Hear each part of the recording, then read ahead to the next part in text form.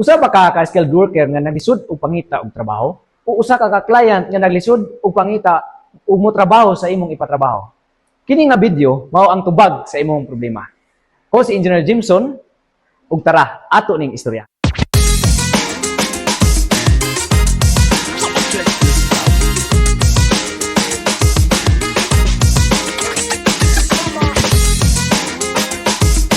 Ako isip usa ka engineer, usa pug ko nga naka-experience ana nga mga kalisdanan.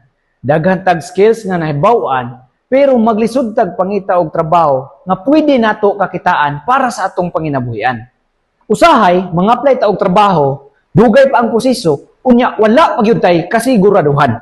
Dayon sa lain nga bahin, na ako'y kaila nga mga kliyente nga naglisod pag pangita og mga skilled nga tawo nga matinud-anon og kasaligan nga mo trabaho para sa ilang mga proyekto.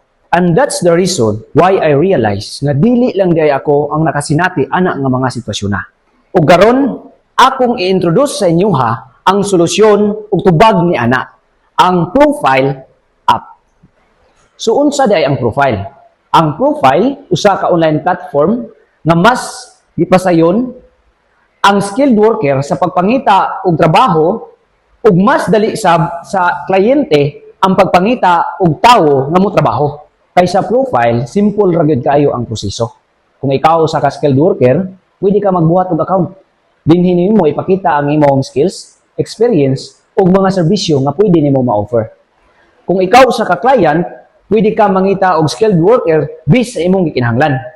Pakita nimo ang ilang profile, background ug skills nga imong gipangita. Ang profile mao ang tulay sa duha ka side para sila magkonektar. Karon, kay kabalo naman ta kung unsa ang profile app, aron mo masayod kung unsaon pag-register, i-download ang app ug atangi ang sunod nga video. Daghang salamat.